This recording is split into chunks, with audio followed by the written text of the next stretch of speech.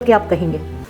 Hello magical minds. तो dear, आज हम मिलेंगे उत्कर्ष चौहान जी से और एज यूजुअल हमारे गेस्ट में ये भी बहुत सारी चीज़ों में इन्वॉल्व हैं।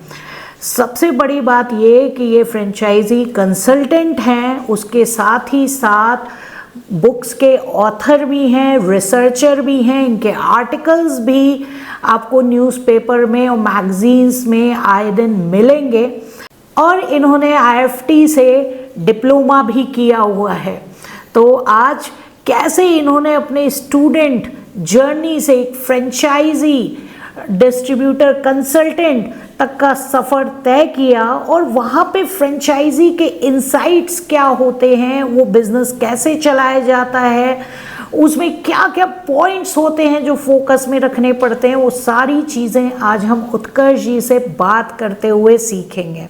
वेलकम उत्कर्ष जी एडू अटैक प्लेटफॉर्म पे। और आज हम आपसे फ्रेंचाइजी बिजनेस के बारे में बहुत सारे इंसाइट्स जानना चाहेंगे और बल्कि इस कॉन्सेप्ट को भी एक्सप्लोर करना चाहेंगे। Thank you so much for inviting me. Utkarsh ji, सबसे पहले मैं आपसे ये पूछना चाहूँगी कि आप फ्रेंचाइजी कंसल्टिंग के बिजनेस में हैं, तो आपको इसमें ऐसा क्या अच्छा लगता है? देखिए, ये बात बिल्कुल ठीक है कि एट द मोमेंट मैं फ्रेंचाइज कंसल्टिंग के बिज़नेस में हूँ, यही मेरा प्रोफेशन है और सब कुछ है। बट अगर मैं किसी से भी ये कहूँ कि मुझे स्टार्टिंग से काफ़ी क्लैरिटी थी कि मुझे कंसल्टिंग में जाना है और उसमें भी फ्रेंचाइज कंसल्टिंग में जाना है, तो वो गलत होगा। क्योंकि जो मेरी डिस्कवरी रही है मेरे प्रोफेशन को लेके, वो बहुत ही ग्रेजुअल रही है और स्लो रही है। और ये जर्नी स्टार्ट होती है ग्रेजुएशन के टाइम से। मतलब जब मैं ग्रेजुएशन कर रहा था दिल्ली यूनिवर्सिटी से, शहीद भगत सिंह कॉलेज, तो वहाँ पे मैं कई सारी एक्टिविटीज़ में पार्टिसिपेट करता था। अब जैसे स्टूडेंट पॉलिटिक्स एक मेजर एक्टिविटी थी जिसमें मैंने काफ़ी टाइम दिया, डिबेटिंग एक दूसरी एक्टिविटी थी, और रिसर्च पेपर प्रेजेंटेशन, तो इस तरीके की एक्टिविटीज़ मैं करता था। तो अब जब मैं स्टूडेंट पॉलिटिक्स में था या डिबेटिंग कर रहा था तो मज़ा तो काफ़ी आता था, बट एक चीज़ की क्लैरिटी थी कि भाई पॉलिटिक्स में तो नहीं जाना है। बट ये था कि यार ये काम करते हुए मुझे काफ़ी अच्छा लग रहा है, मुझे ऐसा लग रहा है कि ये काम मेरी पर्सनैलिटी से अलाइन कर रहा है, मैं इसको एंजॉय कर रहा हूँ। तो ऐसा कोई प्रोफेशन या सोटू से कोई फील्ड ढूंढा जाए जिसमें मैं इस तरीके की चीज़ें कर पाऊँ। ठीक है, फिर तो ग्रेजुएशन ख़त्म हुई, उसके बाद एक क्लैरिटी आ गई थी कि मेरे को किसी न किसी तरह की कमर्शियल एक्टिविटी करनी है, चाहे वो जॉब करनी है, चाहे वो बिज़नेस करना है। अब बात है एमबीए करने की आफ्टर ग्रेजुएशन। तो एमबीए में मैंने डिसाइड करा कि भाई मैं जब दिल्ली यूनिवर्सिटी में था, तो मैं जब डीयू पॉलिटिक्स में था, तो मैं लोगों से डेली मिलता था, and people used to be from different and diverse background. Some of them used to be from Chandigarh, Tamil Nadu, Jammu Kashmir. तो जब मैं अलग अलग लोगों से मिलता था तो मुझे काफ़ी अच्छा लगता था, और स्टूडेंट पॉलिटिक्स में था तो उनकी प्रॉब्लम को समझना, उनकी हेल्प करना, उनको काउंसिल करना, ये चीज़ें अंदर रम चुकी थी मेरे। और दूसरी चीज़ डिबेटिंग, तो स्टेज पे खड़े होकर बोलना, लोगों से बात करना, उनके माइंड और हार्ट को टच करना। तो मुझे लगा कि ये सारी एक्टिविटीज़ सेल्स और मार्केटिंग, या यूँ कहूँ कि कंसल्टिंग भी एक ऐसा प्रोफेशन है जहाँ पे ये सारी चीज़ें मैं कर सकता हूँ। तो एमबीए मैंने फिर सेल्स एंड मार्केटिंग में करी। इंटरनेशनल बिजनेस भी एक स्ट्रीम थी मेरे पास along with sales and marketing. तो करते करते क्या हुआ कि मैंने फ्रेंचाइज कंसल्टिंग के बारे में सुना, थोड़ा पढ़ा। फिर मिस्टर करण सिंह है, उनकी कंपनी थी बिजनेस एरा कंसल्टिंग, तो he was the founder there, so he invited me to join him. तो मैंने उनको एज ए को फाउंडर ज्वाइन करा। तो वहाँ पे जब मैं अपना काम करना शुरू करा, लोगों से मिलना, अगेन उनको कंसल्ट करना फ्रेंचाइज के बारे में, तो मुझे ऐसा लगा ये तो कोई ऐसी चीज़ है जो मेरे लिए ही बनी है या मैं इसके लिए बनाऊँ। मतलब मैं काफ़ी इन्जॉय करता हूँ। तो वहाँ से जर्नी स्टार्ट हुई और आज तक चली जा रही है। तो यही मैं स्टूडेंट से कहती हूँ कि काम हमेशा वही करना चाहिए जिसको आप इंजॉय करते हो। राइट। तो आपका जो कंसल्टिंग फ्रेंचाइजी बिजनेस है, उसका नाम और यूएसपी क्या है? देखिए, जो हमारी फर्म है उसका नाम बिजनेस एरा कंसल्टिंग है। अब बिजनेस एरा नाम हमने इसलिए रखा क्योंकि हम लोगों को कंसल्ट करते हैं about franchising, about brands. So fundamentally we are helping them to have their own businesses in the form of franchise of any brand. So that's why we have chosen the name Business Era, because we are into the era of business nowadays, and obviously we are consulting people. On the other hand, that's why it is a mix, Business Era Consulting. और मैं इसकी operations की बात करूं तो यहाँ पे एक टिपिकल जो कंसल्टिंग फर्म होती है उसी की तरह हमारे पास लोग आते हैं from different background. Some of them are from IT, some of them are from engineering, some of them are from medical, doctors also, who are looking to have their another business or even first business, and for this they want the franchise of any brand. तो वहाँ हम उनको consult करते हैं, उनको counsel करते हैं, उनकी रिक्वायरमेंट समझते हैं कि कितना उनके पास फंड है, किस तरीके का वो एम्बिशन रखते हैं अपने अपकमिंग बिजनेस को लेके. तो उसके रिगार्डिंग हम उनको हेल्प करते हैं सुटेबल ब्रांड दिलाने में. और मैं अपनी यूएसपी की बात करूं तो जी, ये चीज़ मुझे बात करना काफ़ी पसंद भी लगेगा क्योंकि मार्केट में काफ़ी कंसल्टिंग फर्म है और आप उनके पास जाएंगे तो वो आपसे पूछेंगे कि भाई आपकी कितनी इन्वेस्टमेंट है, कितनी कैपेसिटी है, और उसके बेसिस पे वो आपको बोलेंगे कि आप टेक्सटाइल ब्रांड की फ्रेंचाइज ले लो, आप फूड ब्रांड की फ्रेंचाइज ले लो, आप फार्मास्यूटिकल या जो केमिस्ट शॉप्स होती है उनमें से किसी ब्रांड की फ्रेंचाइज ले लो. तो बहुत ही स्कैटर्ड सा उनका आप कह सकते हैं बिजनेस मॉडल रहता है. But on the other side अगर आप हमारे यूएसपी की बात करेंगे तो हम लोग सिर्फ फूड एंड बेवरेज इंडस्ट्री में काम करते हैं. उसका रीज़न क्या है? हम लोगों ने ये चूज़ नहीं करा कि हमें सिर्फ फूड एंड बेवरेज में काम करना है. It is the actual people, because of them we are into the food and beverage only. क्योंकि जब हम लोगों से मिलते थे, इनिशियली कोई आता था कि मेरे को ना आप एक लेट्स से कैंटाबिल की फ्रेंचाइज दिला दो, आप मेरे को रेमंड्स की फ्रेंचाइज दिला दो. कोई वहाँ से आता था कि आप मेरे को HOD जो लैब्स होती हैं ब्लड टेस्टिंग वगैरह के लिए, उनकी फ्रेंचाइज दिला दो. तो हम लोग एफर्ट्स भी करते थे और दिलवाई भी लोगों को. बट धीरे धीरे ना लोगों से मैंने सुना कि नहीं, अगर हम फूड ले लेते ना तो ज़्यादा बेटर रहता. हमने ये ज़िद करी. या फूड एक ऐसी चीज़ है जिससे इमोशनली तो हम पहले से कनेक्ट हैं, हमें पता है कि कैसा टेस्ट होना चाहिए, कैसी हॉस्पिटैलिटी हमें ऑफ़र करनी है, तो फूड इज़ बेटर. और फिर बाद में भी जब लोग हमें आते गए, हमें नए लोग मिलते गए, तो उनका प्री डिटरमिन्ड माइंडसेट था कि हमें फूड में ही जाना है. क्योंकि देखिए, फूड एक ऐसी चीज़ है कि आप चाहे एंटरप्रेन्योर हों, चाहे आप हाउस मेकर हों या वर्किंग प्रोफेशनल हो, फूड के साथ सबका इमोशनल टच है. आपने खाया है, आपने खिलाया है, तो वो चीज़ बिजनेस मॉडल में उतारना और उस चीज़ का बिजनेस करना मुझे लगता है काफ़ी ठीक रहता है, क्योंकि आप उससे ऑलरेडी कनेक्टेड हो. Okay, that's great. मतलब कि फूड इंडस्ट्री में आप कहेंगे कि आपको ज़्यादा मज़ा आता है क्योंकि एक कस्टमर जो है वो उससे ज़्यादा अटैचमेंट और इमोशन जो है वो फील करता है. अच्छा उत्कर्ष जी, मैं अपने स्टूडेंट्स के लिए एक चीज़ आपसे पूछना चाहूँगी कि फ्रेंचाइजिंग जो पूरा बिजनेस होता है, कॉन्सेप्ट होता है, ये क्या होता है और इसके टाइप्स क्या होते हैं, क्योंकि आप इस फील्ड में एक्सपर्ट हैं, तो उसको ज़रा आप हमारे स्टूडेंट्स के लिए एक्सप्लेन कर दें. देखिए, फ्रेंचाइजिंग एक बिजनेस मॉडल है. और अब आप समझिए कि जैसे हमने बहुत सारे ब्रांड्स देखे, जैसे मैकडोनल्ड हो गया, डोमिनोज़ हो गया, KFC हो गया, ये सारे वेस्टर्न ब्रांड्स हैं. बाहर कहीं किसी ने बनाए, किसी ने प्लानिंग करी, किसी ने इनका बिजनेस मॉडल बनाया और वहीं पर ही इन्होंने सर्विसेज देना शुरू करा. बट आज जब हम इंडिया में इनके आउटलेट्स देखते हैं तो हमारे माइंड में क्वेश्चन आता है कि भाई ये इंडिया में आए कैसे. या आप दुनिया के किसी भी कोने में जाओ, so you will definitely find A McDonald, A KFC. तो इसके पीछे फ्रेंचाइजिंग है. अब देखिए, अगर किसी ने एक रेस्टोरेंट ओपन करा है और वो 2-4 साल एकदम बढ़िया तरीके से चलाया, उसमें प्रॉफिट्स आए, उसमें एक अच्छी कहते हैं ना कि वेल स्टैब्लिश्ड ऑडियंस भी मिल गई उनको. अब वो चाहते हैं कि इसको मैं बाकी लोगों को भी ऑफ़र करूं ताकि वो इस बिज़नेस को यूज़ करके कमाएं और बिज़नेस को आगे बढ़ाएं. तो अब होगा क्या कि लेट्स से किसी ने मैकडोनल्ड का कभी एक आउटलेट खोला होगा, अब उनको पता चल गया कि भाई मेरे पास जो कस्टमर का रिस्पॉन्स है वो काफ़ी अच्छा है, तो वो क्या करते हैं कि भाई किसी दूसरे इंसान को राइट दे देते हैं कि भाई आप अपना रेस्टोरेंट ओपन करिए, मैकडोनल्ड के नाम से ओपन करिए, और ये जो ब्रांड है वो आपको राइट देता है। ठीक है, अब जब ब्रांड आपको राइट दे रहा है कि आप हमारा नाम यूज़ करो, आप हमारी बिजनेस स्ट्रैटेजी यूज़ करो, तो बदले में आपको एक फ़ी देनी होती है ब्रांड को, क्योंकि वो अपनी गुडविल दे रहा है, अपनी रेपुटेशन जो सालों से बनी है वो आपको एकदम से दे रहा है, तो उसके लिए ब्रांड आपसे कुछ अमाउंट चार्ज करता है, उसको बोलते हैं फ्रेंचाइज फीस।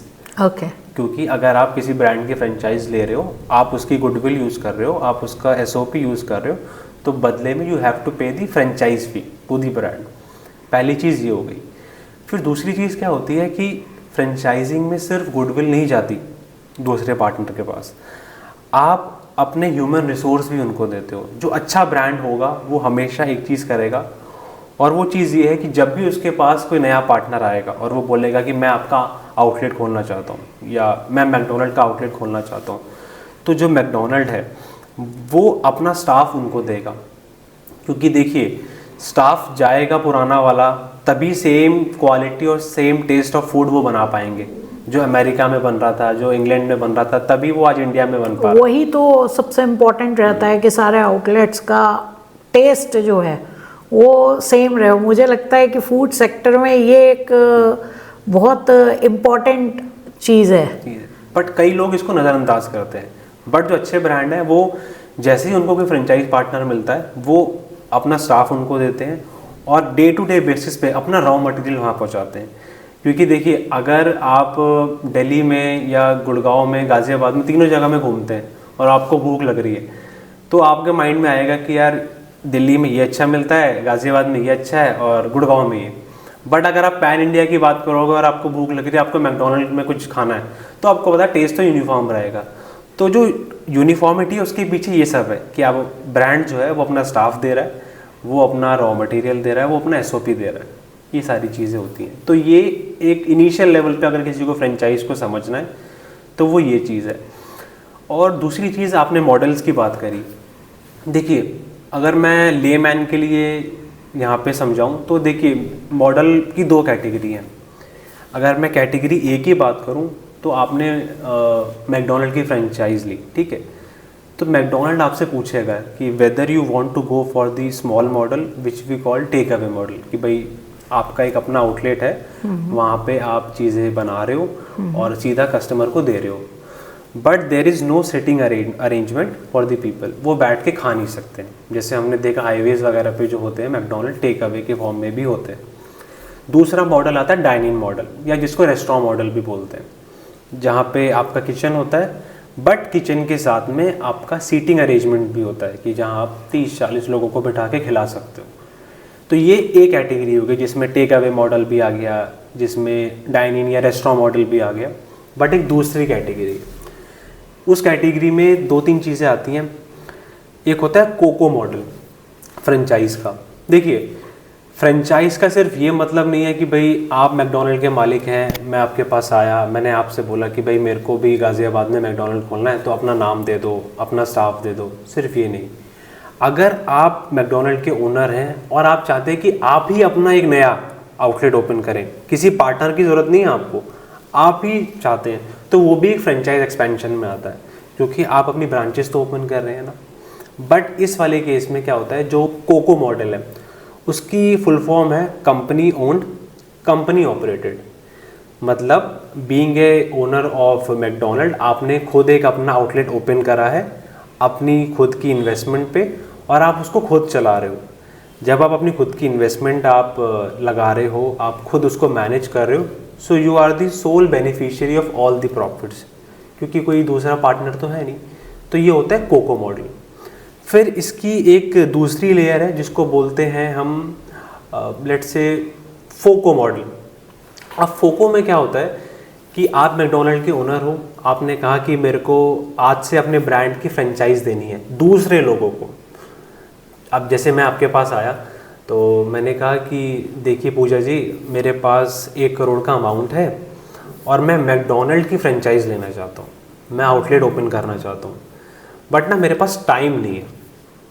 मेरे पास टाइम नहीं है कि भाई मैं उस आउटलेट में रोज़ बैठूँ, उसको मैनेज करूँ, उसके स्टाफ को मैनेज करूँ। मेरे पास पैसा है, मैं पैसा लगाने के लिए रेडी हूँ।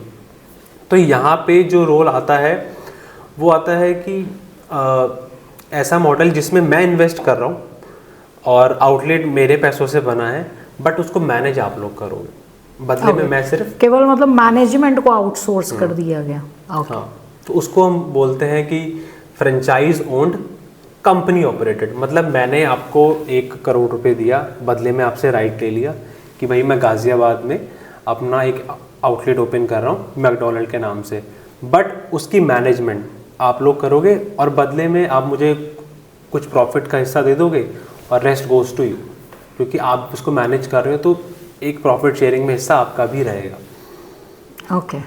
आप इसको एफडी मान लीजिए एक तरीके से, कि मैंने आपको अपना पैसा दे दिया और मैंने बोला कि भाई बदले में आप मेरे को कितना दे दोगे, उस पैसे से आप कुछ भी करो, इस तरीके। मतलब ब्रांड के पास जो बाहर से पर्सन आया उसने अमाउंट दे दिया फ्रेंचाइजी ओपन करने के लिए, इन्वेस्टमेंट बाहर वाले पर्सन का है और जो ब्रांड की ओनरशिप है वो उसकी खुद की है, ऑपरेशंस भी ब्रांड ही कर रहा है। बिल्कुल। ओके। जैसे आपने सिंपल सा है कि जो आउटलेट है उसकी ओनरशिप मेरे पास रहेगी, क्योंकि वो मैंने अपनी कैपिटल आपको दी है, आपसे राइट लिए हैं और वो आउटलेट बनाया है। बट आप वो पार्टी हो जो उसको आप मैनेज कर रहे हो, आप उसको ऑपरेट कर रहे हो। तो लेट्स से 100 रुपये हम लोगों ने मिलके कमाए उस आउटलेट से, तो अग्रीमेंट में आप मेरे को पहले ही बता दो कि उत्कर्ष जी देखो आप मैनेज तो कर नहीं रहे हो, आपने सिर्फ एक फिक्स कैपिटल डाला है इसमें और 100 रुपये की सेल हो रही है, तो मैं आपको महीने के 20 रुपये आपको दे दूंगा, बाकी 80 मेरे हैं, क्योंकि मेरे को उसमें से रेंट का भी खर्चा निकालना है। आप ब्रांड को रेंट का खर्चा निकालना होता है, मेरे को स्टाफ की सैलरी देनी है, मेरे को फूड कॉस्ट निकालनी है, मेरे को इलेक्ट्रिसिटी की कॉस्ट बियर करनी है। तो आपका शेयर प्रॉफिट में बहुत थोड़ा होगा क्योंकि आप मैनेज नहीं कर रहे हो, मेरा शेयर ज़्यादा है क्योंकि मेरे ऊपर एक्सपेंसेस भी है, मेरे यानी ब्रांड के ऊपर। तो ये स्टोरी है। तो ये हो गया फ्रेंचाइज ओन्ड कंपनी ऑपरेटेड। फिर एक दूसरा आता है जिसको हम बोल सकते हैं कि फ्रेंचाइज ओन्ड फ्रेंचाइज ऑपरेटेड, इसको हम फोफो बोलते हैं, फ्रेंचाइज ओन्ड फ्रेंचाइज ऑपरेटेड। इसमें सारी सरदर्दी मेरी है, मेरी यानी मैं जो मैकडोनल्ड के पास जा रहा हूँ उनकी फ्रेंचाइज खरीदने के लिए। अब इसमें अगेन मैंने 1 करोड़ रुपए आपको बता दिया कि मेरे पास है, मैं आपसे राइट लेना चाहता हूँ ताकि मैं मैकडोनल्ड का आउटलेट ओपन करूँ। तो मैं अपनी कैपिटल से वो आउटलेट पूरा इस्टेब्लिश करवाऊँगा। जब वो इस्टेब्लिश हो जाएगा तो उसके जितने भी खर्चे हैं वो मुझे बियर करने हैं, ठीक है, क्योंकि जो भी प्रॉफिट आएगा वो भी मेरा रहेगा। तो इस तरीके से मान लीजिए कि मालिक भी मैं ही हूँ, फ्रेंचाइज ओन्ड फ्रेंचाइज ऑपरेटेड, चलाने वाला भी मैं ही हूँ।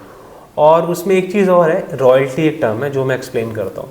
देखिए, मैं अगर आपके ब्रांड की फ्रेंचाइज ले रहा हूँ तो चाहे मैं फोफो मॉडल में जाऊँ जिसमें मैं ही सारी सरदर्दी उठा रहा हूँ, उसको चला भी रहा हूँ, उसको उसके खर्चे भी मैनेज कर रहा हूँ, या जो पहले वाला मॉडल था कि कंपनी ओन्ड फ्रेंचाइज ऑपरेटेड जिसमें मैं चला नहीं रहा हूँ, मैं सिर्फ पैसा लगा रहा हूँ।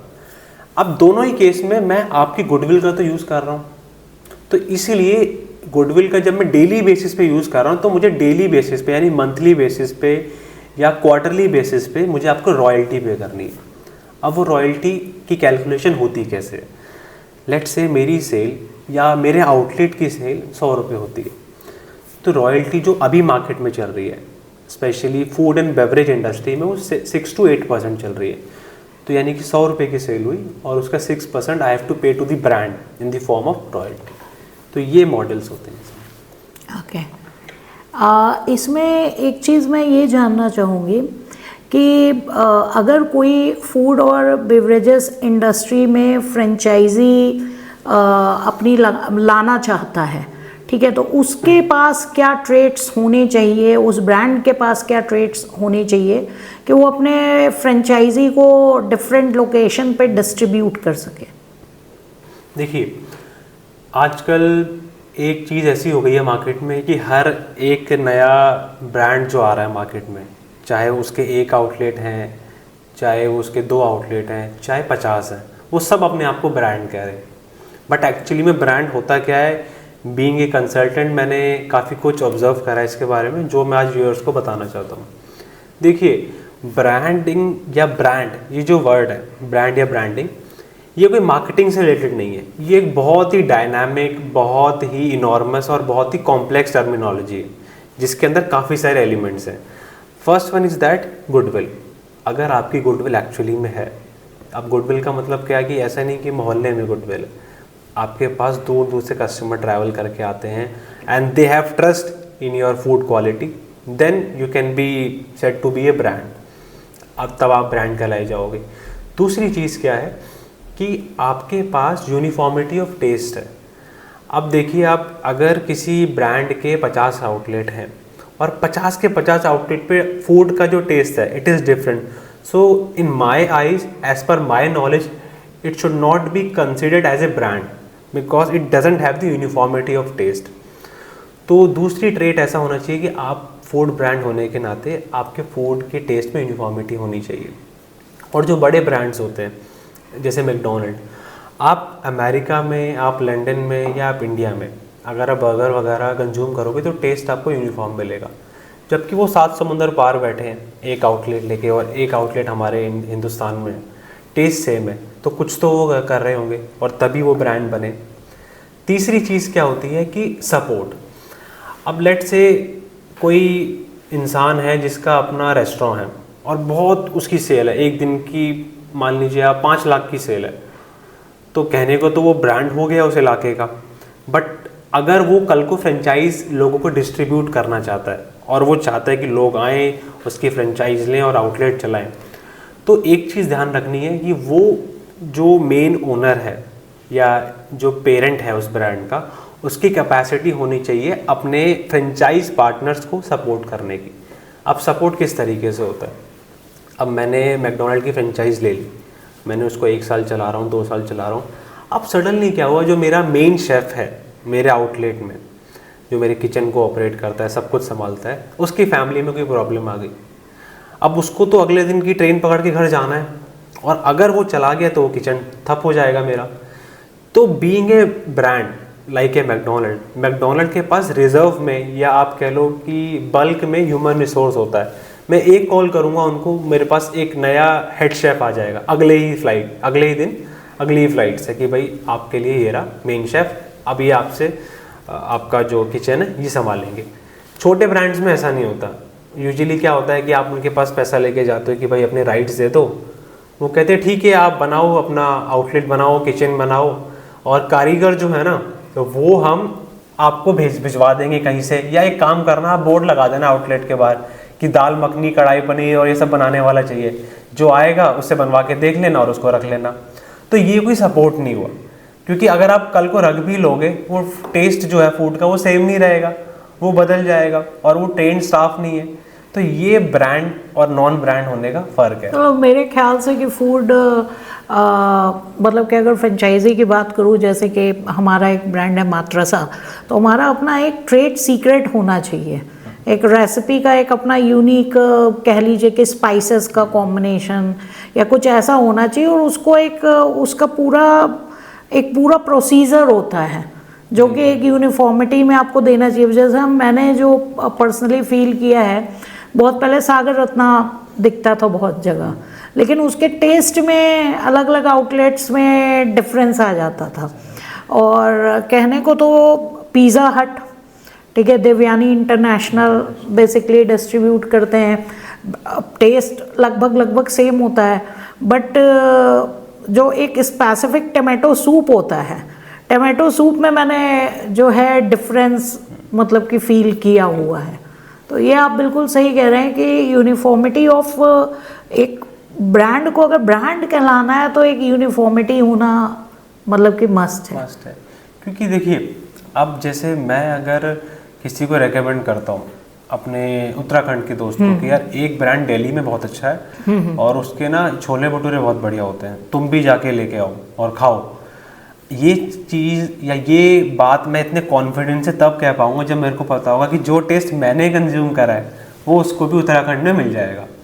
बट अगर कोई बहुत ही कैजुअल अप्रोच से चल रहा है कोई ब्रांड, तो उसका कस्टमर बहुत कॉन्फिडेंट नहीं रहेगा, उसको लगेगा कि यार पता नहीं मेरा देहरादून वाला दोस्त जाएगा खाने, पता नहीं कौन सा टेस्ट मिल जाए, या मेरा कोई रिलेटिव है उसकी एनिवर्सरी और मैं पार्सल कराना चाहता हूँ बट टेस्ट ख़राब निकला तो, हालांकि दिल्ली में तो बढ़िया है ये चीज़। अब जैसे आपने अपने ब्रांड की बात करी, तो मैंने काफ़ी टाइम से आपके प्रोडक्ट्स कंज्यूम कर रहा हूँ मैं, क्योंकि मैं थोड़ा सा हेल्थ कॉन्शियस हूँ, चीज़ों को लेके काफ़ी सोच समझ के खाता हूँ। तो यूनिफॉर्मिटी मुझे आपके जो प्रोडक्ट्स है उसमें नज़र आई, और मेरे कुछ और नोन वंस हैं मेरे सर्कल में जिनको मैंने कभी रेकमेंड करा, तो मेरे से ज़्यादा कंज्यूम कर रहे हैं आपके प्रोडक्ट, आपको पता ही है। उसका रीज़न क्या है? यूनिफॉर्मिटी। और इसलिए मैं एज ए कंज्यूमर अगर आपका प्रोडक्ट किसी को रेकमेंड करूँगा कि भाई आप हल्दी ले लो, आप ये चीज़ ले लो, मुझे पता है कि जो स्वाद, जो चीज़, जो अश्योरिटी मेरे को मिली थी वो मेरे फ्रेंड को भी मिलेगी। तो ये एक ब्रांड की खासियत है। एक्चुअल में फूड बिजनेस में मुझे लगता है वो भी इम्पोर्टेंट रहता है कि जो इनपुट आप डाल रहे हैं वो भी, उसकी भी सोर्सिंग एक ही टाइप की होनी चाहिए। क्योंकि अगर आपकी रेसिपी सेम है लेकिन अगर आपका इनपुट की क्वालिटी और इंग्रेडिएंट्स में कुछ भी अगर चेंजेस आए तो फिर ऑब्वियस सी बात है आउटपुट का जो टेस्ट है वो डिफर हो जाता है। बिल्कुल, ये अच्छा पॉइंट कहा आपने। और इसमें एक एडिशनल इन्फॉर्मेशन मैं आपको बताता हूँ। अब जैसे होता क्या है कि जितने भी बड़े ब्रांड हैं, हल्दीराम हो गया, या आप कह लो कि सागर रत्ना भी up to a certain extent, Shri Ratnam आज की डेट में चल रहा है। अब इनके साथ क्या होता है, इनके फॉर एन एग्जाम्पल दिल्ली में 50 आउटलेट है, तो होता क्या है कि इनका एक सेंट्रल किचन होता है दिल्ली में। तो जितने भी वो दिल्ली के 50 आउटलेट हैं उन सब की सप्लाई एक जगह से होगी। उन सबके पास जो मसाले जाएंगे, मिर्च जाएगी, नमक जाएगा, वो एक जगह से जाएगा, एक प्रकार का जाएगा। तो वो यूनिफॉर्मिटी।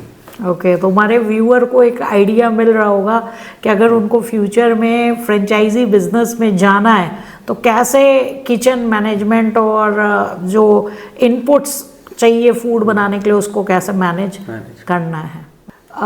मैं एक क्वेश्चन यहाँ पे ये पूछना चाहूँगी कि फ्रेंचाइजी ज़्यादा बेहतर होता है कि एक रेस्टोरेंट को अगर कोई पर्सन खुद ओन करे, वही एक मतलब कि रेस्टोरेंट एक ही प्लेस पे चलाए, वो ज़्यादा बेटर होगा? आपके इसके बारे में क्या व्यूज़ हैं? देखिए, since I am a franchise consultant, so it would not be adjusted to my audience कि मैं बोलूँ कि it is always better to have a franchise instead of going for having your own restaurant. क्योंकि देखिए, दोनों ही businesses हैं, दोनों ही businesses की अपनी इंडिविजुअल जर्नी है। अब देखिए, अगर कोई इंडिविजुअल है जिसके पास ऑलरेडी एक्सपीरियंस है फूड इंडस्ट्री का, उसको रेस्टोरेंट के बारे में पता है, उसकी फंक्शनिंग के बारे में पता है, तो वो जा सकता है अपना रेस्टोरेंट ओपन करने के लिए। बट मेरे एक्सपीरियंस में या मेरी डे टू डे डीलिंग्स में क्या होता है कि बहुत सारे नए लोग आते हैं। अब किसी के आईटी सेक्टर में बहुत अच्छी जॉब चल रही है, अब उसको समझ नहीं आ रहा कि यार मेरा एफडी में पैसा पड़ा हुआ है, रिटर्न नहीं दे रहा, मैं इसको एक्टिव इनकम में कैसे लेके आऊँ।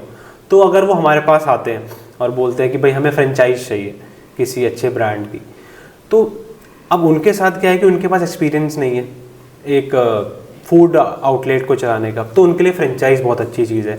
क्योंकि जिस भी ब्रांड की वो फ्रेंचाइज लेंगे, उसकी सालों की एक्सपर्टीज़, उसकी सालों की रेपुटेशन, मेथडोलॉजी या रॉ मटेरियल जो वर्ल्ड लेवल पे या एट ए स्टेट लेवल पे सक्सेसफुल रहा है, वो उनको एट ए सिंगल क्लिक मिल जाएगा। तो ये फ़ायदे होते हैं। और दूसरी चीज़ क्या होती है ना कि देखिए, आप जब भी किसी ब्रांड की फ्रेंचाइज लेते हो, आपने कहा कि मेरे को गुड़गांव में सेक्टर 65 में मैकडॉनल्ड की फ्रेंचाइज लेनी है, तो उस लोकेशन पे ब्रांड एक सर्वे क्रिएट करता है और उस सर्वे के बेसिस पे आपको इन्फॉर्म करता है कि this much amount of sales figure you can expect from this particular location in sector 65 Gurugram. तो एक एस्टिमेट आपको मिल गया। और जब वो एस्टिमेट मैकडॉनल्ड जैसे ब्रांड के पास से आ रहा है, तो आपको पता है कि इतनी अच्छी टीम है इनकी और ये खुद ही इतने सक्सेसफुल हैं, तो जो भी projection they are giving for this property, it is absolutely correct. तो एक अश्योरिटी मिल गई कि भाई इतना हो जाएगा। दूसरी चीज़, आपको खर्चे पता होते हैं, क्योंकि मैकडॉनल्ड आपको बता देगा कि आपके इस आउटलेट में इतने एम्प्लॉयज़ काम करेंगे, इसका इतना रेंट होने वाला है और इतना रॉ मटेरियल की कॉस्ट आपकी आने वाली है। तो there is a lot of certainty and assurance about cost you have to bear, about revenue which you are going to generate. Assurity है। अब अपने रेस्टोरेंट में क्या है कि आपने 2 करोड़ लगा के भी एक बहुत आलीशान रेस्टोरेंट बना दिया और आपने साउथ एक्स में खोला या खान मार्केट में ओपन करा, बट फिर भी there is no one to tell you how much you are going to earn out of it, because ultimately the moment you start operating your outlet then only one can get to know कि भाई आप कितनी sales करोगे। और खर्चों में क्या होता है कि जब आप खुद का रेस्टोरेंट ओपन करते हो तो कई सारे लाइसेंसेस लेने के बारे में हमें पता ही नहीं होता। जब आप किसी ब्रांड के पास जाते हो वो तो लिस्ट निकाल देता है कि भाई ये 10 लाइसेंसेस है, ये हम आपको ओके करवा के देंगे, आपने ओके नहीं करवाना है, हम ओके करवा के देंगे आपकी लोकेशन के लिए। बट अपने रेस्टोरेंट के केस में कई सारी लाइसेंसिंग चीज़ें ऐसी हैं जो हमें पता ही नहीं है और वो रह जाती है, फिर बाद में प्रॉब्लम आती है, उसका भी खर्चा है, ये सारी चीज़ें। ओके, तो मीन्स आप एक तरीके से ये कहना चाह रहे हैं कि अगर कोई खुद का रेस्टोरेंट ओपन करता है, अगर वो रिस्क कैलकुलेट कर सकता है तो वो उसके लिए उसको जाना चाहिए। अदरवाइज फ्रेंचाइज अगर हम किसी ब्रांड की लेते हैं तो वहाँ पे ऑलरेडी बहुत सारी चीज़ें, बहुत सारे फाइनेंशियल्स आपको कैलकुलेटिव मिल जाएंगे, चाहे वो लीगल पॉइंट ऑफ व्यू से हो, चाहे वो फाइनेंशियल पॉइंट ऑफ व्यू से। एग्जैक्टली। कि कौन सा कुजीन या लोकेशन फूड फ्रेंचाइजी के लिए सबसे बेस्ट मतलब कि आप कहेंगे? देखिए, अब आपने 2 वर्ड यूज़ करे, पहला है क्यूजीन, दूसरा है लोकेशन। ये दोनों ही बहुत क्रूशियल फैक्टर हैं when you are deciding to buy a franchise, specially a food franchise. अब लेट्स से आपको नॉनवेज बहुत पसंद है, आपने कहा कि यार मेरे को अगर रेस्टोरेंट ओपन करना है ना, मैं तो नॉनवेज का करूँगा, मुगलई क्यूजीन का। अच्छा, अब आपके पास पर अपनी खुद की प्रॉपर्टी नहीं है तो आप रेंटल प्रॉपर्टी के लिए जाओगे। अब उस केस में क्या होगा कि you have the certainty that you have to go with the Mughlai cuisine. तो क्यूजीन पता चल गया है, अब उसके बेसिस पे मैं आपको लोकेशन बताऊंगा कि भाई यहाँ पे नॉन वेज ईटिंग पॉपुलेशन ज़्यादा है तो आप यहाँ पे अपना आउटलेट ओपन करो, या इस जगह कॉलेज स्टूडेंट्स काफ़ी ज़्यादा हैं और वो नॉन वेज प्रेफर भी करते हैं तो आप यहाँ पे ओपन करो। दूसरा फैक्टर लोकेशन का। अब अगर आपके पास ऑलरेडी अपनी एक लोकेशन है and you are coming to me to have a food franchise, और आप चाहते हैं कि भाई ये मेरी प्रॉपर्टी है अराउंड से 600 स्क्वायर फीट की, इसी पे मुझे रेस्टोरेंट ओपन करना है, और भाई जब मेरी अपनी प्रॉपर्टी है तो मैं कहीं और क्यों जाऊँ, जो कि काफ़ी हद तक ठीक भी है, लॉजिकल है। तो उस केस में क्या होगा कि मुझे आपकी प्रॉपर्टी का सर्वे करना होगा, उसके ऊपर रिसर्च करनी होगी कि what sort of cuisine is best for this particular location. भाई यहाँ पे कहीं वेज ईटिंग पॉपुलेशन ज़्यादा तो नहीं है, या अगर इंस्टीट्यूशनल एरिया है तो मैं चाइनीज़ ज़्यादा यहाँ पे रखूँगा या फास्ट फूड ज़्यादा रखूँगा। तो डिपेंड करता है कि दोनों में से क्या कौन सी चीज़ आपके पास ऑलरेडी है। क्विजीन के बारे में आप डिटरमिन्ड हो तो लोकेशन पे काम करना है, लोकेशन ऑलरेडी है तो क्विजीन पे काम करना है। अगर दोनों ही नहीं है तो उसके लिए हम आपको रेकमेंड करेंगे वो चीज़ है। ये तो काफ़ी अच्छा मतलब कि इन्फॉर्मेशन आपने दिया। और फ्रेंचाइज बिजनेस या कोई भी फूड, इवन फूड रेस्टोरेंट भी अगर हम कर रहे हैं तो काफ़ी व्यूअर्स के लिए काफ़ी गुड इंसाइट्स होने वाले हैं। ओके, इवन मैं एक पॉइंट इसमें ऐड करूँगा। अब जैसे ना हम लोगों ने जब फ्रेंचाइज कंसल्टिंग स्टार्ट करी थी तो हम लोग देखते थे कि लोगों के पास इन्वेस्टमेंट भी है बट उनको लोकेशन नहीं मिल रही है। और मार्केट में आप जब भी कोई रेंटल कमर्शियल प्रॉपर्टी लेने जाते हो then you have to face a lot of exploitation from the hands of property dealers and agents. तो हमारी खुद की एक टीम है जो ब्रांड लीजिंग का काम करती है। फंडामेंटली ब्रांड लीजिंग क्या होता है कि जब भी आप किसी भी फूड आउटलेट के लिए प्रॉपर्टी सर्च करते हो, उस पर सर्वे करते हो, so all the process is called by the name of brand leasing. अब इसमें होता क्या है कि हम एक्सप्लॉयटेशन से बचाते हैं अपने कस्टमर को। ऐसा ना हो कि भाई 20 लाख का रेस्टोरेंट ओपन करना है और प्रॉपर्टी में 3 लाख चले गए उसका रेंट भरने में, या डीलर को कमीशन देने के लिए, या ऐसी कोई प्रॉपर्टी ढूंढ ली जिसका लोकेशन तो बहुत बढ़िया है बट रेंटल ज़रूरत से ज़्यादा है। तो ये सारी एक्सप्लॉयटेशन से हम बचाते हैं। एक तरीके से हम आपको अंडर द शील्ड रखते हैं बाकी चीज़ों की, आप अपना मेन काम पे फोकस करो। लोकेशन हम आपको देंगे at the minimum rent available होगा मार्केट में और एक्सप्लॉयटेशन से बचाएंगे। ओके ग्रेट, मतलब वो सारी टेंशन आप खुद वो लेते हमारी हैं। ओके, तो ये भी एक अच्छा मतलब कि इंसाइट है, मतलब लोगों को समझ में आना चाहिए। कभी कभी लोगों को समझ में नहीं आता है कि आखिर ये प्रोफेशनल सर्विसेज ज़रूरी क्यों होती हैं। तो यहाँ पे आपने अपना बिजनेस एरा के बारे में बताया कि हाँ क्या चीज़ आप जो है वो कवर करते हैं। अगर हम फूड फ्रेंचाइजी लेना चाहते हैं तो अप्रॉक्स कितने इन्वेस्टमेंट की यहाँ पे ज़रूरत होती है? देखिए, जब भी फूड फ्रेंचाइज की बात आती है तो उसमें मेन चीज़ ध्यान देने वाली है फूड। अब फूड में भी बहुत सारे टाइप्स होते हैं। एक हो गया आपका फास्ट फूड जिसमें चाइनीज़ वगैरह आ गया, एक आपका एक फुल डाइनिंग जो मुगलई कुजीन है या नॉर्थ इंडियन कुजीन है, दाल मखनी वगैरह ये सब चीज़ें हो गई। अब होता क्या है कि cuisine to cuisine investment vary करती है। अगर कोई चाइनीज़ सर्विंग ब्रांड है तो वहाँ इन्वेस्टमेंट कम होगी। उसके दो रीज़न। पहली चीज़ क्या होता है कि भाई जब भी आप फ्रेंचाइज प्लान करते हो तो सबसे बड़ा खर्चा आपका जो आउटलेट की कंस्ट्रक्शन है वो है, क्योंकि भाई एक खंडर दुकान को भी आपको एक अच्छे रेस्टोरेंट में बदलना है, कहते हैं ना डिसेंट लुकिंग रेस्टोरेंट में बदलना है, तो उसमें इंटीरियर की कॉस्ट है। अगर आप एक चाइनीज़ फूड ब्रांड की फ्रेंचाइज ले रहे हो तो वो आउटलेट का साइज़ जनरली छोटा होगा, बहुत बड़ा नहीं होगा। जैसे हम जाते हैं ना मोती महल हम चले गए या हल्दीराम चले गए तो बड़े बड़े आउटलेट्स हैं, उतना साइज़ नहीं होगा, तो आपकी कॉस्ट वहीं पर ही कम हो गई।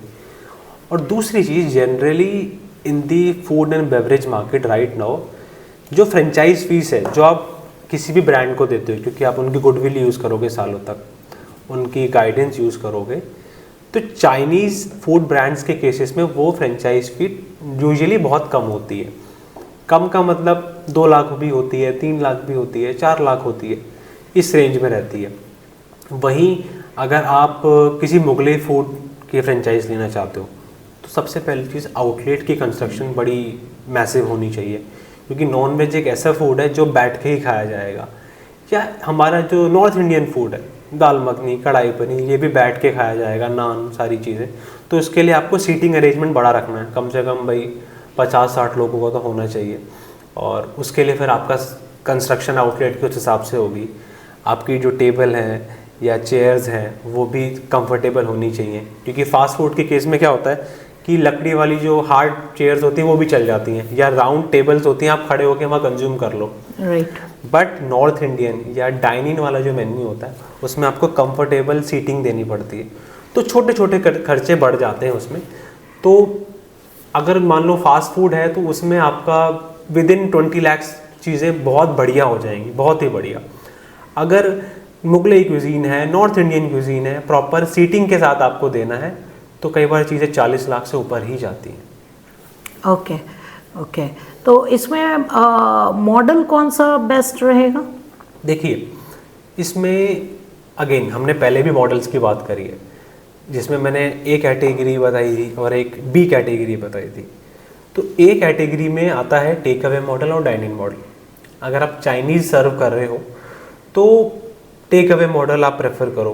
क्योंकि यूजुअली क्या होता है, आजकल नेटफ्लिक्स आ गया है, आजकल अमेज़न प्राइम है, तो घर पे बंदे को टीवी चलाना है और वहीं पर ही खाना खाना है अपने वीकेंड पे।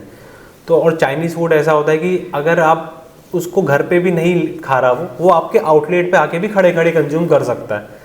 जैसे भाई रोल्स हो गए, मोमोज हो गए, ये यूजुअली खड़े होकर कंज्यूम होते हैं इंडिया में। तो वहाँ पे छोटा मॉडल जो कि टेक अवे मॉडल है वो बेस्ट रहता है, और हम भी यही कंसल्ट करते हैं लोगों को, ताकि आपका जो एक्स्ट्रा खर्चा है एक इन्वेस्टमेंट के तौर पे वो कम हो जाए, और जो डे टू डे खर्चा होगा आपका वो भी कम हो जाएगा। क्योंकि भाई वही आप अगर लेट से 100 गज की दुकान में रेस्टोरेंट चला रहे हो, बट अगर आप छोटा कर लेते हो चीज़ों को, 50-60 गज में मैनेज कर रहे हो, तो खर्चा डेली बचता गया ना आपका स्टाफ कम हो गया, आपका इलेक्ट्रिसिटी का खर्चा बच गया।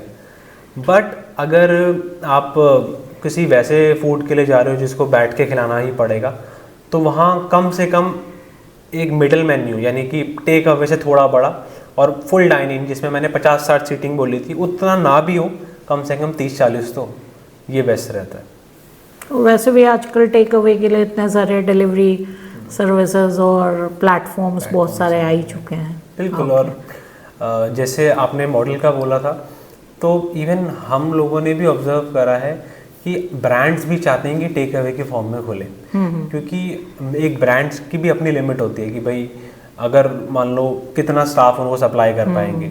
कई बार ऐसा होता है कि एक बड़ा डाइनिंग रेस्टोरेंट खोला, उसमें 20 लोगों की ज़रूरत है, तो ब्रांड को 20 लोग हायर करने पड़ेंगे, उनको ट्रेन करना पड़ेगा, उनकी कॉस्ट बेयर करनी है।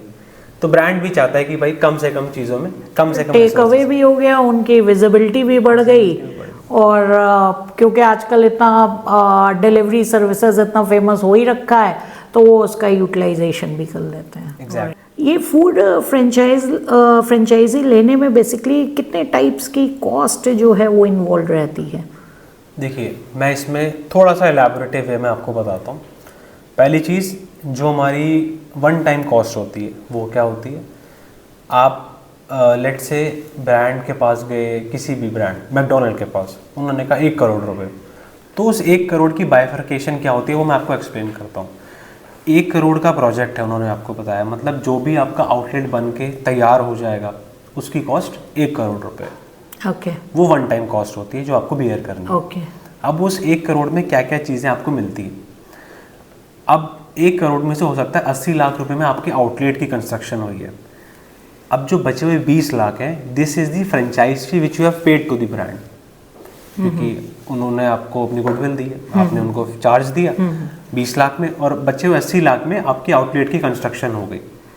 तो इस तरीके से वन टाइम इन्वेस्टमेंट जो आपको बियर करनी है। फिर होती है डे टू डे कॉस्ट, किसी भी आउटलेट को या फूड आउटलेट को चलाने में। पहली चीज़, अगर आप कोई भी खाने की प्लेट बेच रहे हो, जैसे वेज थाली जो होती है, जो खाना आपने बेचा उसी की कॉस्ट है जो आपको मैनेज करनी है। दूसरा, आपके स्टाफ की कॉस्ट हो गई। सबसे इम्पॉर्टेंट कॉस्ट और सबसे भारी भरकम कॉस्ट है रेंट की कॉस्ट, क्योंकि आजकल हर सिटी, हर स्टेट बड़ा ही कमर्शलाइज्ड हो गया है। भाई पहले हम लोग बोलते थे कि भाई गुड़गांव में ना, आप पुराने गुड़गांव की तरफ चले जाओ, गांव देहात का इलाका है, तो वहाँ रेंट कम होगा। या गाज़ियाबाद को बोला जाता था कि यार गाज़ियाबाद में, जो पुराना गाज़ियाबाद है लाल कुआं वाला, वहाँ रेंटल कम है। बट आज हर जगह रेंटल ज़्यादा है, क्योंकि हर जगह एक रेसिडेंशियल पॉपुलेशन रहती है, वर्किंग क्लास प्रोफेशनल्स हैं जो डेली ट्रैवल करते हैं अपने घर से और घर ऑफिस से घर, तो रेंटल बढ़ गए हैं क्योंकि हर जगह पे ऑलरेडी क्राउड है। तो आप देखिए, रेंटल एक बड़ी कॉस्ट है। फिर उसके बाद आती है इलेक्ट्रिसिटी। अब आप कमर्शियल प्रॉपर्टी में अपना रेस्टोरेंट चलाएंगे, ऑब्वियसली इलेक्ट्रिसिटी की कॉस्ट है। उसके बाद लाइसेंसिंग वगैरह जो चीज़ें होती हैं, और बाकी छोटी मोटी चीज़ें होती हैं, रिपेयर्स एंड फिक्सचर्स, जो छोटा मोटा चलता रहता है। मैं आपसे फूड फ्रेंचाइज के बारे में ये पूछना चाहूँगी, इसमें कितना, अगर हम ओपन करने की सोचते हैं तो इसमें कितना टाइम और केयर हमें डिवोट करना पड़ेगा? देखिए, इसमें मेन चीज़ आती है कि आप कौन से मॉडल के साथ जाते हैं। जैसे हमने बात करी थी एक फोको मॉडल की, फ्रेंचाइज ओन्ड कंपनी ऑपरेटेड। मतलब मैं आपके पास आया, आप मैकडोनल्ड के ओनर हो, मैंने कहा ये लो जी 1 करोड़ रुपए आप मेरे को मेरा आउटलेट बना के दे दो, और मेरे को आप ये बता दो कि कितना पैसा पर मंथ मेरे को दे दोगे। चलाना आपने ही है, बाकी खर्चे बाकी प्रॉफिट सब आपका है, मेरे को मेरा हिसाब बता दो। तो इस केस में क्या होगा, मैंने आपको पैसे दिए, आपने खटाखट आउटलेट बनाया, आपने अपना स्टाफ वहाँ पर लगाया और 100 रुपये की सेल करी, जिसमें से 10 रुपये आपने मेरे को पकड़ा दिए, बाकी 90 में आपने खर्चे भी मैनेज करे और अपना शेयर ऑफ प्रॉफिट रखा। यहाँ एज एन इन्वेस्टर मेरी सरदर्दी इज़ वेरी लेस, बहुत कम है, क्योंकि मेरे को तो भाई मेरे अकाउंट में क्रेडिट मिल रहा है हर महीने। बट जहाँ फोफो मॉडल आता है, means franchise owned and franchise he operated, मतलब मैंने ही इन्वेस्ट करना है, मैंने ही ऑपरेट करना है, तो वो एक बेबी की तरह है जो आपको इनिशियली तो बहुत टाइम डिवोट करना है एंड ग्रेजुअली इट ग्रोज। तो इनिशियली देखिए, या बाद में भी जब भी आप फूड आउटलेट ओन करते हो, तो स्टार्टिंग में आपको ध्यान रखना है कि भाई आपकी हॉस्पिटैलिटी अच्छी हो, क्योंकि आपको अपना कस्टमर बेस बनाना है। मोस्ट इम्पॉर्टेंट चीज़, जब भी आप किसी फूड ब्रांड की फ्रेंचाइज लेते हो, तो जो पेरेंट ऑर्गेनाइजेशन होती है उस ब्रांड की, they always command you with a certain SOP कि भाई आपको यही फॉलो करना है। एंड बीइंग एन ओनर, आपको ये चेक करना है कि मेरे आउटलेट में ये SOP फॉलो हो रही है कि नहीं, क्योंकि तभी तो सेम टेस्ट आएगा फूड का, तभी तो सेम एक्सपीरियंस मिलेगा कस्टमर को। तो ये सारी चीज़ें टाइम डिवोट करने पे ही पॉसिबल हो पाती हैं।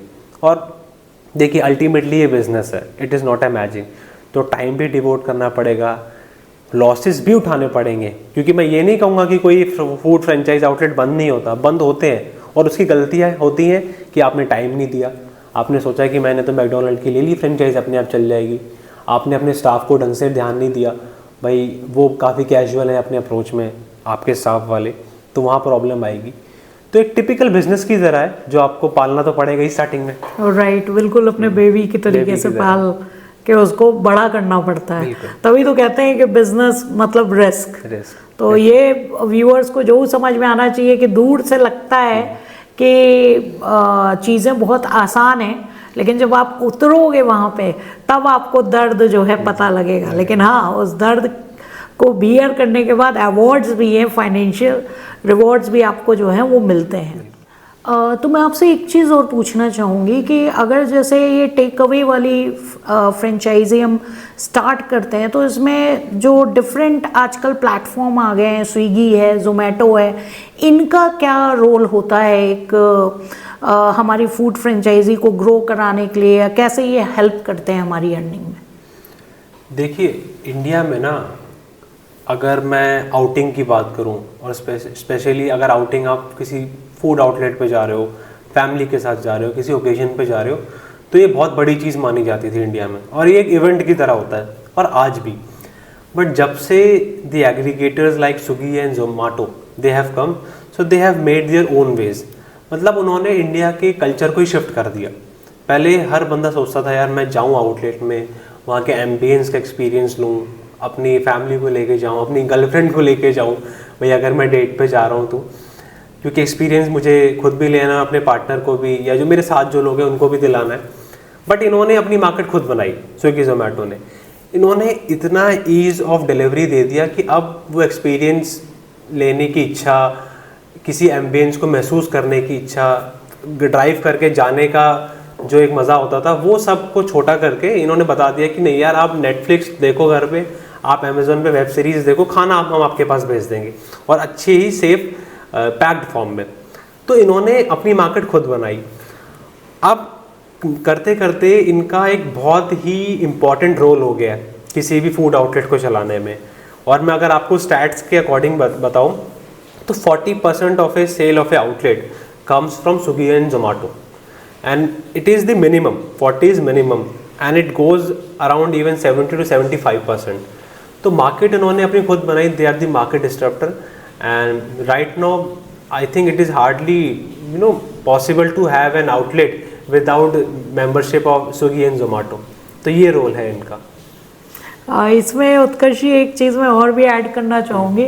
अभी लास्ट पॉडकास्ट में कर रही थी सौरभ जी के साथ, और वहाँ वर्किंग आवर्स की बात हो रही थी। तो एक्चुअल में हमारा वर्किंग कल्चर भी कुछ ऐसा हो गया है, सैटरडे संडे बस ऑफ मिलता है।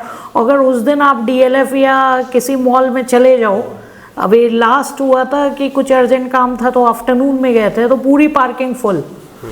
तो यहाँ पे भी लोग अब सैटरडे संडे को बाहर निकलना पसंद नहीं करते, क्योंकि इतना ज़्यादा रश बढ़ गया है। तो बेटर है, मैंने देखा है बहुत सारे लोगों को कि अपना एक घर में अपना रूम थिएटर बनाया है ना, और वहीं पे जो है चीज़ों को एंजॉय किया। तो उसमें भी वो टेक अवे मतलब कि डिलीवरी के थ्रू मंगवाना जो है लोग ज़्यादा बेहतर समझते हैं। और इवन मैं एक चीज़ ऐड करूँगा, कोविड का बहुत बड़ा रोल रहा, कोविड का भी, हाँ, इनको प्रोमिनेंट बनाने में, क्योंकि कोविड में आप जा नहीं सकते कहीं, कोई आपके पास आ नहीं सकता। So they were the main ones those who were delivering foods to people. Living standard भी लोगों का हाई हो रहा है कि वो अपना पर्सनल बल्कि थिएटर और पर्सनल एम्बियंस क्रिएट करते हैं घर पे। तो वहाँ पे स्विगी और जोमेटो जैसे प्लेटफॉर्म को आई थिंक मुझे लगता है कि ये भी इंक्रीज करने में इसका भी काफ़ी रोल रहा है। Definitely, right, great. So thank you so much to Mrs Pooja for inviting me, and it is a special occasion for me because in India there's a lot of need for creating awareness regarding and around franchising, because a lot people are looking to have different business alternatives. So that is why it is important for me to create awareness at a primary level so that I can help you to have your own businesses and make you independent on your own. Thank you so much. तो आज हमारे podcast में viewers को उत्कर्ष जी के साथ बहुत सारे insights मिले होंगे और आप में से भी अगर कोई फ्रेंचाइजी मॉडल की ओर जाना चाहता है, आप में से भी कोई फूड फ्रेंचाइजी लेना चाहता है, तो आप उत्कर्ष जी को कांटेक्ट कर सकते हैं। कोई आपका डाउट रहता है, कोई भी आपको क्वेश्चन पूछना है, तो मैं आपको डिस्क्रिप्शन में इनके प्रोफाइल का लिंक प्रोवाइड कर दूंगी। राइट, तो आई होप कि आपको आज का पॉडकास्ट पसंद आया होगा। तो बने रहिए आडू अटैक के साथ और मिलते रहिए ऐसे ही लोगों से। Okay, thanks dear.